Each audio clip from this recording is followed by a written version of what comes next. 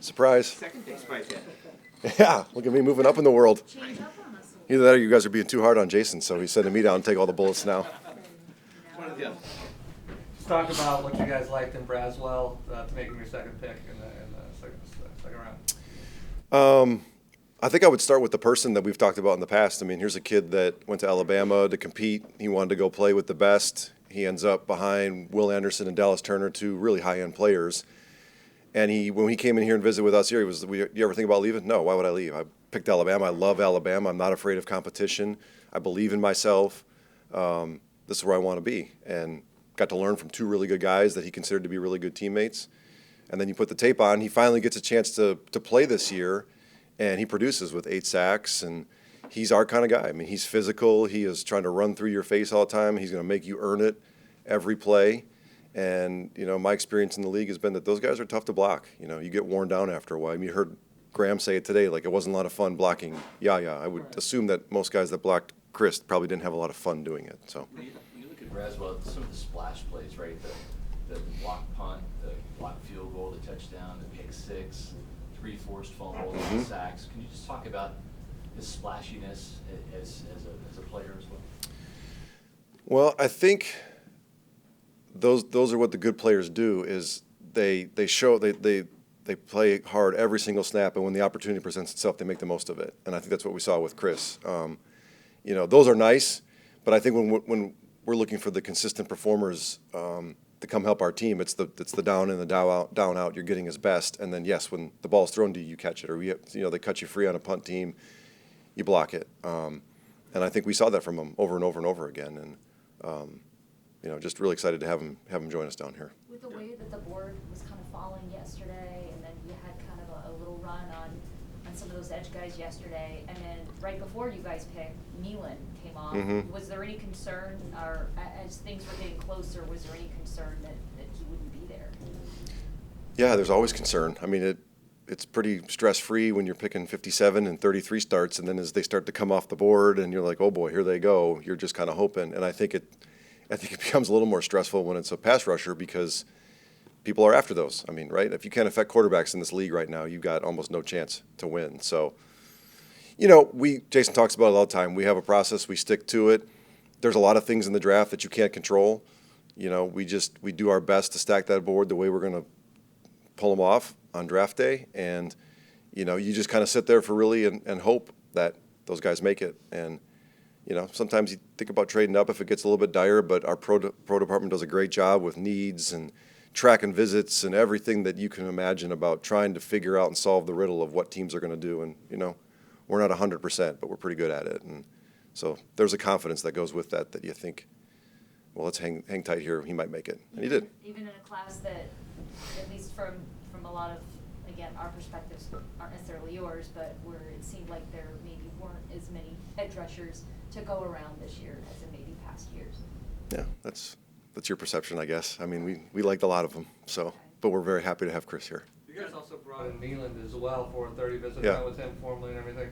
Was he one of the guys that in that bunch of group with Chris that you guys might have considered had he been there? Yeah, maybe. We liked a lot of the pass rushers this year.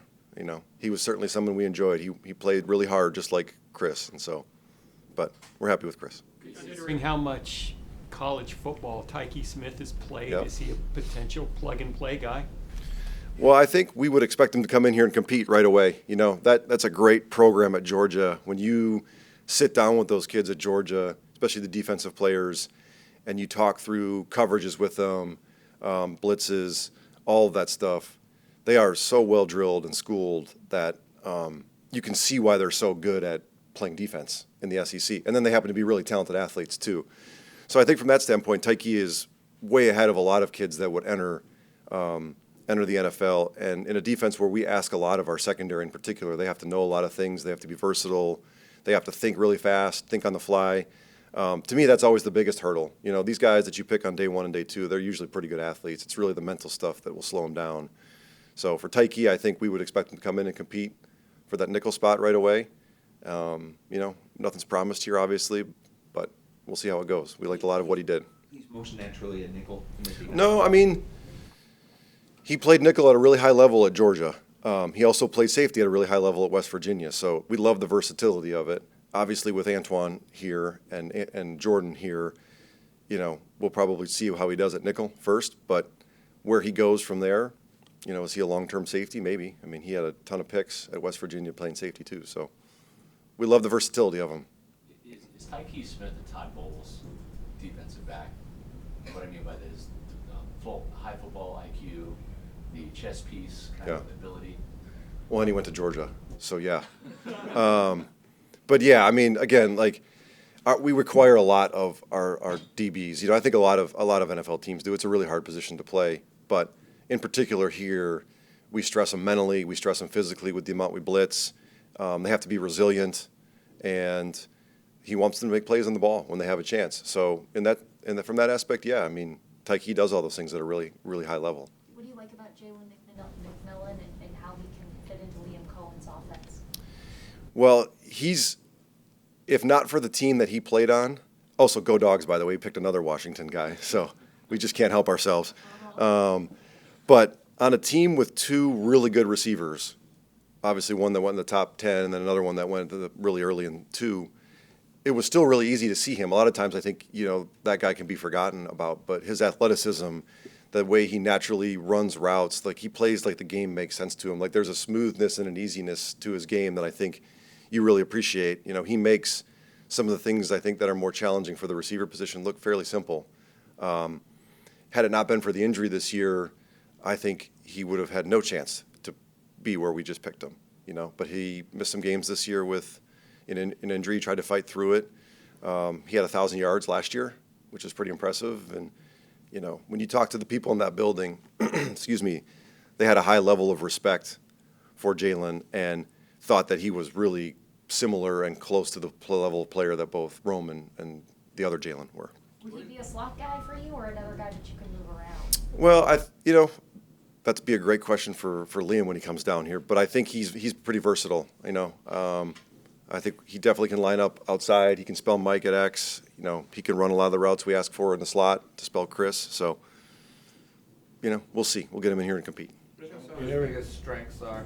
Who's that? Jalen? Jalen's, yeah. I think just that he's a natural receiver. I said it before, he plays like the game makes sense to him. His route running is very, very fluid. We talked to several DBs throughout the process when you ask him, who's the hardest cover that you've had all year? Several of them mentioned him just because he's such a good athlete and such a good feel for running routes. That combination makes it extremely hard. It makes it an extremely hard cover. He has great hands. He can run. I mean, he's a low 4.4 guy on our watch. He's still big. So, high expectations for him. I mean, he's played high football at a high level. Sorry. You never know how the draft's going to go, right? But if you said, we're going to come out of this with a center, an edge rusher, a third receiver, a slot corner, could it fall more better than that in terms of just some of the spots that you were trying to fill?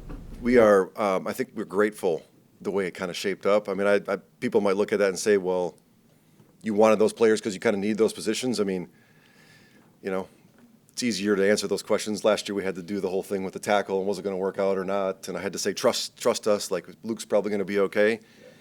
It fell the way we kind of had hoped it would fall. It didn't fall perfect, but I think we've got good players that fit our culture, that are talented kids at positions that we kind of need. And you get excited about that when that happens. Now, they still got to come here and prove it and show us that they can play, but yeah, excited that it kind of fell the way it did. When you look at Chris Braswell, what are the strengths that popped out when you guys were watching the film and, obviously talking to other guys around the league and in the college ranks? Well, we already mentioned the character, but he's a twitchy first step guy. He's up the field. His 10 time is really good, which is something that you look at when you look at edge rushers. How fast can you explode off the ball and cover ground quickly? And then, I think we love maybe more than anything his willingness to just slug it out with tackles throughout 4 quarters. He will run down your midline. And to me, if you're talking about great edge rushers, if you're not talking about the small guys that are just freaky athletes, it all starts with power. You've got to be able to threaten the Tristan Wirfs. As hard as that is to do, you've got to be able to threaten them to knock them back. Otherwise, they just sit on, I'll move this way or move that way, and they just run you past or smash you into the guard. So, you got to earn it at this level, and Chris he's gonna make tackles earn it. And you know, he's a good athlete. He's got good size. He's almost identical to the same size as Yaya, and you know, there's a versatility there which I think will help us disguise things. So, just a great fit in our scheme. John, you talk about that outside linebacker room. It's really young. Mhm. I mean, you brought in Randy Gregory. He's kind of the outlier, Mhm. the old man, but you're counting on Yaya. I think Marquise Watts showed some flashes last year. Jose, Yep. rave reviews from the practice squad for Tristan and Luke. We just talk about that group as a whole, and now Braswell coming to that. Yeah, super excited. I mean, that was obviously a goal last year, was to you know, have an influx of youth to this team, and again this year. And you know, do you want to count on rookies all the time or second-year guys? Maybe not, but when they're the right kind of kid and they're going to go about it the right way and you can trust them, then you know, I don't have really any worries about it. And They just need experience. yeah, and you know, that was kind of Yaya last year too. I mean, at some point you cut him free and you let him go play, and then you're like, yeah, he's pretty good. So, you know, they're young, they got to prove it still. You know, I'd love to see Yaya get over 10 sacks this year and make the leap that we all know he can make. But again, he's got to go do it. So, it's fun to be young, but they got to be able to play more than anything. I know Yaya came in a little bit raw. Where would you say Chris is in terms of kind of his readiness, his technique, things like that?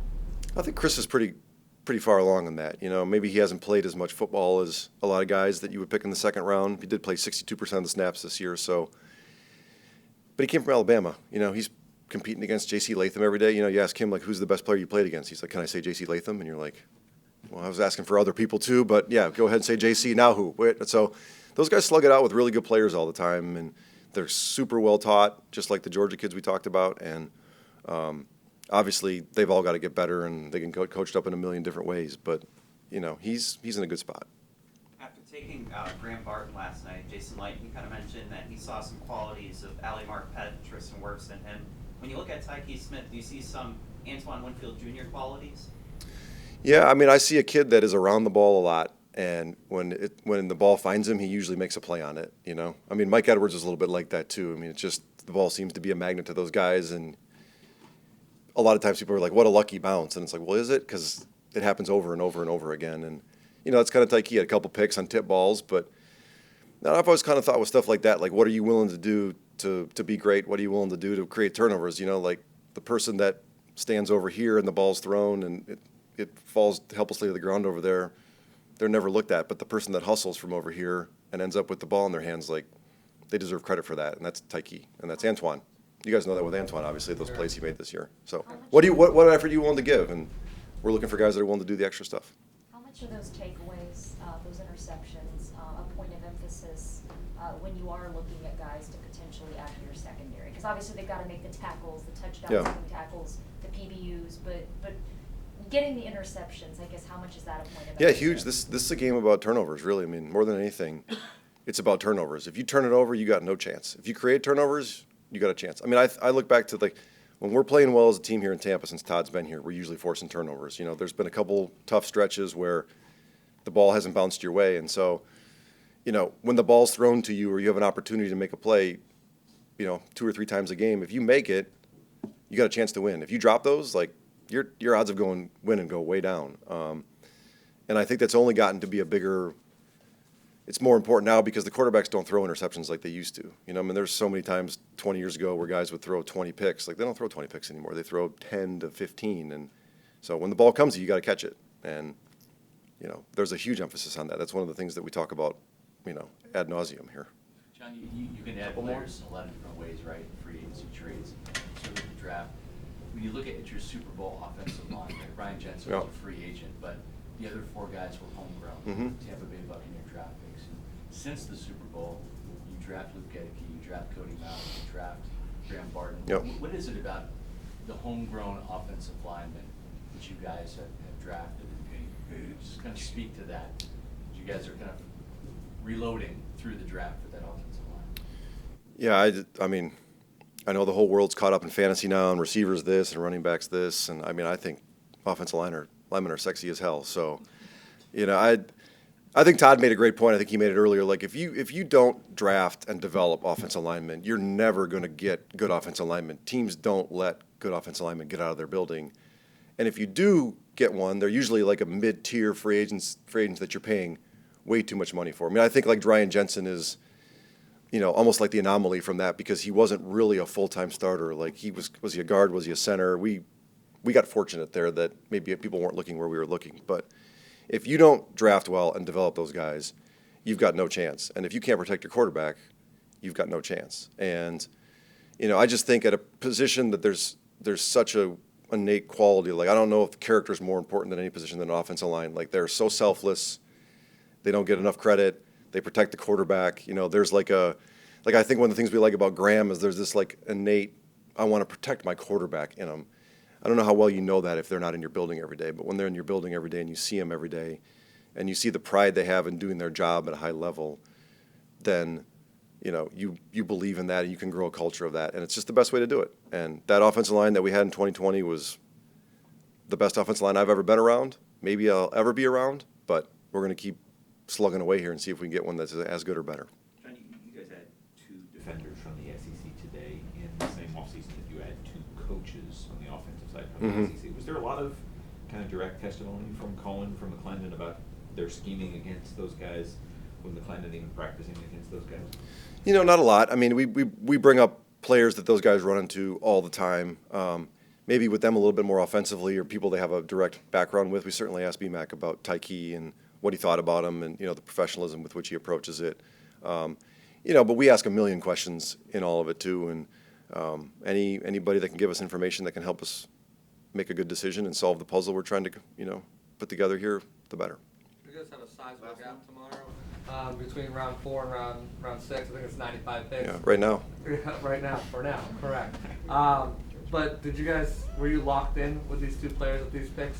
Was there any talk to maybe move back or try to manipulate the board a little bit? Or? Yeah, there's always calls and action, and I rely on Jason on that. We get a lot of calls and kind of get a sense of probably going to stay here and pick. And to us, the players were just too good to pass on. Just not worth the risk with how good we thought they were and kind of the way the board looked. I mean, you want to pick up an extra 5th round pick and then you trade yourself out of the 1 or 2 guys you love. Like, that doesn't seem like good team building. So it's good to pick. We were happy. What was your reaction when Atlanta took quarterback Michael Penix yesterday? Were you surprised? It's a quarterback league. You got to have one. So, there's a lot of stuff out there that you just keep swinging away at the quarterback till you get one. So, Thanks, John. see you guys. Thanks.